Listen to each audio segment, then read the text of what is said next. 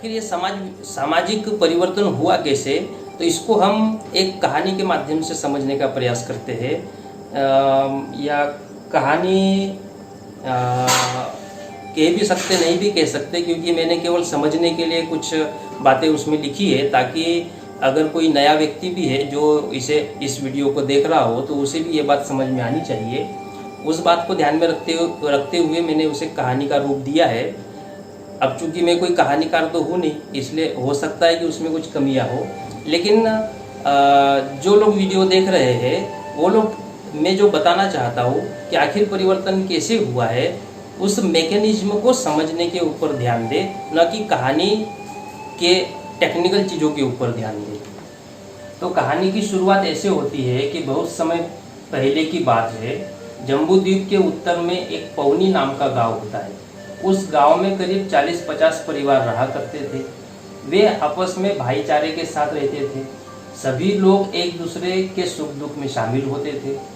गांव पर अगर कोई विपदा आई तो सभी लोग मिलकर उस समस्या का सामना करते थे। इस गांव में न कोई ऊंच था, ना कोई नीच था, सभी मनुष्य समान थे। उस गांव का अध्यक्ष या उस गांव का मुखिया अपने गांव की जनता के हितों की रक्षा करता था। उनकी समस्याओं के समाधान के लिए हमेशा तैयार रहता था। आम जनता के सुख दुख में उनकी सहायता करता था। अब कुछ समय बाद क्या हुआ कि उस गांव में कहीं से 5 लोग आ गए और उन लोगों ने गांव के पास में ही अपनी कुटिया बनाई और वहां पर वो रहने लगे। तब वे लोग आपस में ये विचार करते हैं कि हमें इस गांव पर कब्जा करना है, ताकि इस गांव की जनता पर हम राज कर सके और उनकी वस्तुओं का हम लोग उपभोग कर सके। लेकिन उनके सामने प्रश्न निर्माण होता है कि आखिर वे लोग इस उद्देश्य को प्राप्त कैसे करेंगे, आखिर वो इस गांव पर कब्जा कैसे करेंगे, क्योंकि वे संख्या में बहुत कम होते हैं, केवल 5 लोग होते हैं। तब वो उपाय निकालते हैं कि हमें वर्ण व्यवस्था की संकल्पना रखनी होगी।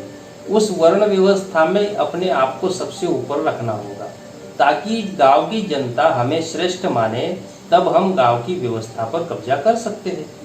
तब वे लोग वर्ण व्यवस्था के समर्थन में आम लोगों को समझाने का कार्य करना शुरू करते हैं। तो वे 5 लोग गांव के मुखिया के पास जाते हैं और उससे कहते हैं कि क्या आपको पता है कि वर्ण क्या होते हैं? गांव का मुखिया कहता है कि मुझे नहीं पता वर्ण क्या होता है, आप बताइए। तो उन 5 लोगों में से एक व्यक्ति कहता है कि ब्राह्मण, क्षत्रिय, वैश्य और शूद्र, ये 4 वर्ण होते हैं। तब मुखिया कहता है कि लेकिन हमारे गांव में ऐसा कुछ भी नहीं है जैसा आप बता रहे हैं। यहाँ सभी लोग समान हैं, हम सभी को समान मानते हैं, भाईचारे के साथ रहते हैं। तो वो व्यक्ति कहता है कि यही तो आप लोग नहीं जानते हैं, आपको कोई जानकारी ही नहीं है, हमारे पास जानकारी है, आप हमसे जानिए। तब मुखिया कहता है कि अच्छा तो बताइए, यह वर्ण किसने बनाए? तो तब वे लोग कहते हैं कि इन वर्णों को ब्रह्मा ने बनाया है।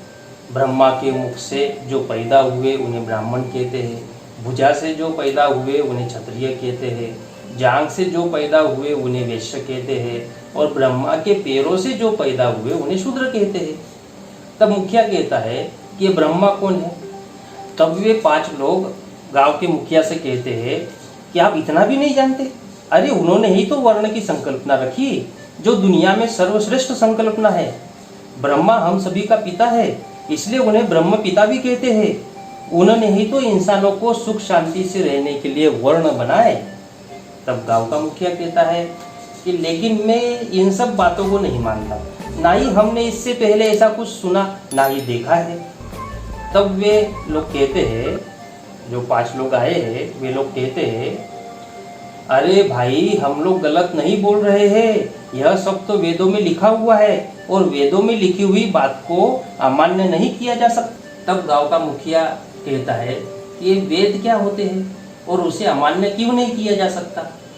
तो तब वे लोग कहते हैं अरे ये वेद इस दुनिया के महान ग्रंथ है जिन्हें ईश्वर ने लिखा है, इसलिए वेदों में लिखी बातों को नकारा नहीं जा सकता। तब वो गांव का मुखिया और कंफ्यूज होता है और वो पूछता है कि अब ये ईश्वर कौन है? तो तब वे 5 लोग मुखिया से कहते हैं, अरे तुम ईश्वर को भी नहीं जानते? ईश्वर ने ही तो हम सभी को बनाया है, इस संसार की रचना ईश्वर ने ही तो की है। ईश्वर ने अपना आदेश वेदों के माध्यम से हम इंसानों तक पहुंचाया है, इसलिए हम ईश्वर की बात को नकार नहीं सकते और उनके लिखे ग्रंथ वेदों पर प्रश्न भी खड़ा नहीं कर सकते। तो गांव का मुखिया कहता है कि यदि वेदों और ईश्वर पर प्रश्न खड़ा किया तो ऐसा क्या हो जाएगा? तब वे 5 लोग कहते हैं कि वेदों या ईश्वर का विरोध करने पर या उसकी निंदा करने पर मनुष्य मरने के बाद नरक में जाता है, वहां उसे बहुत सी यातनाएं दी जाती है, इसलिए आप इसे मान लीजिए। तब गांव का मुखिया कहता है, अच्छा ऐसा होता है, नरक में कष्ट भोगने पड़ते हैं। तो वे 5 लोग गांव के मुखिया से कहते हैं कि हाँ, इसलिए तो कह रहे हैं कि आप वर्ण व्यवस्था को मानो, उस ईश्वर से डरो जिसने हम सभी को बनाया है। उनका ही आदेश है कि हम लोगों ने वर्ण व्यवस्था के अनुसार अपना आचरण करना चाहिए, नहीं तो नरक में और फिर अगले जन्म में दुख भोगने पड़ेंगे। तब गांव का मुखिया कहता है, अच्छा ठीक है, जैसा आप कहते हैं हम वैसा ही करेंगे।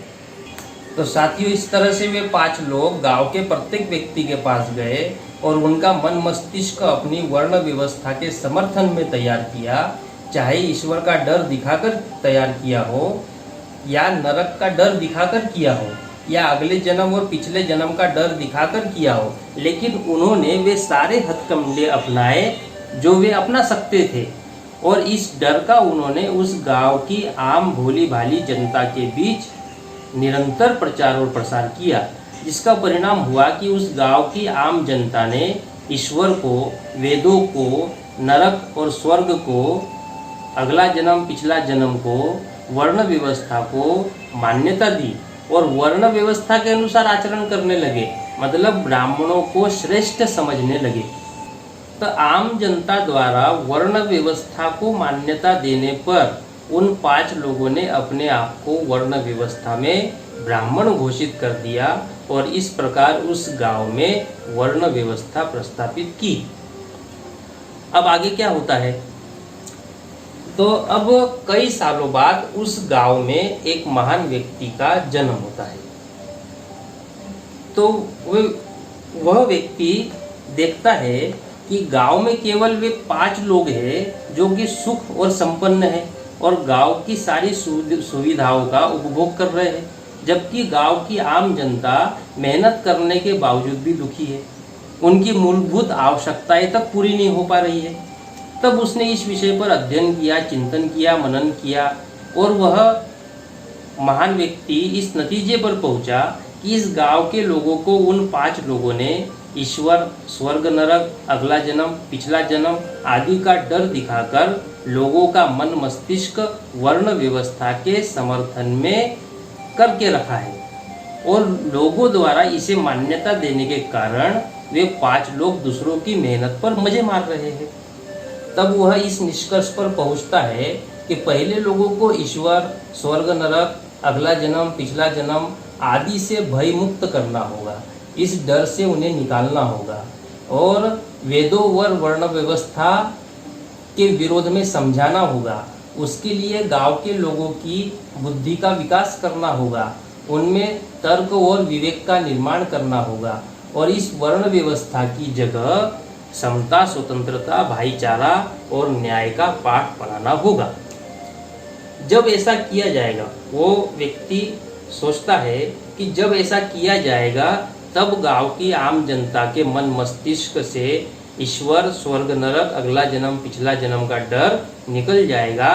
तब वे लोग वेदों और वर्ण व्यवस्था को भी मानना छोड़ देंगे।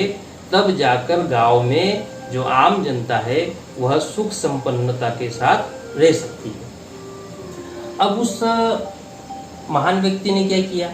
अब उस महान व्यक्ति ने गांव के लोगों को समझाना शुरू किया, लोगों के प्रत्येक सवाल का तर्क और बुद्धि के आधार पर जवाब देना शुरू किया।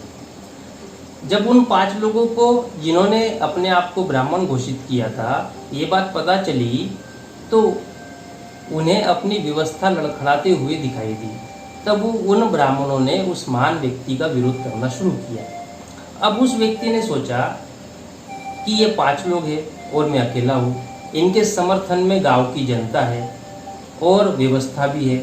अगर मुझे व्यवस्था को समाप्त करना है तो कम से कम 10 लोगों की टीम बनानी होगी जो मेरे बताए गए मार्ग के समर्थन में हो।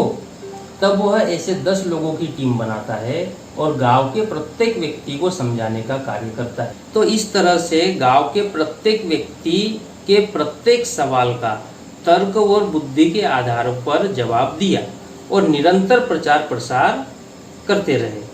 उसके द्वारा, उस महान व्यक्ति द्वारा निरंतर प्रचार प्रसार करने से गांव की आम जनता में तर्क और बुद्धि का विकास हुआ। गांव के लोग ब्राह्मणों की चालाकी और षड्यंत्र को समझने लगे। तब वह महान व्यक्ति सभी गांव वालों के सामने ब्राह्मणों के बताए गए सिद्धांतों को नंगा करने का कार्य करता है और उन पांच लोगों के पास जिन्होंने अपने आप को ब्राह्मण घोषित किया था, उन 5 लोगों के पास उस महान व्यक्ति के सवालों का या उसके बताए गए जवाबों का कोई उत्तर नहीं होता है, ना ही सवालों का जवाब होता है और ना ही उसके बताए गए उत्तर के विरोध में कोई प्रति उत्तर होता है। तो अब इसका परिणाम ये होता है कि गांव का प्रत्येक व्यक्ति उस महान व्यक्ति के समर्थन में खड़ा हो जाता है और ब्राह्मणों के किसी भी प्रकार के सिद्धांत को मानने से इनकार कर देता है। तो जब गांव का प्रत्येक व्यक्ति वर्ण व्यवस्था के बजाय समता, स्वतंत्रता, भाईचारा और न्याय के आधार पर अपना आचरण करना शुरू कर देता है तो ब्राह्मणों को ब्राह्मण ना मानकर वह केवल साधारण इंसान मानना शुरू कर देते हैं। अब इसका परिणाम ये होता है कि उस गांव पर जो ब्राह्मणों का वर्चस्व हावी हो गया था वो समाप्त हो जाता है, क्योंकि आम जनता ब्राह्मणों को श्रेष्ठ मानना बंद कर देती है और इसके बजाय आम जनता एक दूसरे के साथ भाईचारे और प्रेम के साथ आपस में घुल मिलकर रहने लगती है। तो साथियों, इस कहानी से मैंने मोटे मोटे तौर पर यह बताने का प्रयास किया कि आखिर व्यवस्था में परिवर्तन कैसे होता है। तो मूल रूप से मनुष्य के मन और मस्तिष्क में, यानी कि उसके विचारों में परिवर्तन करने से ही हर तरह का परिवर्तन होता है। ये इस कहानी का सार है।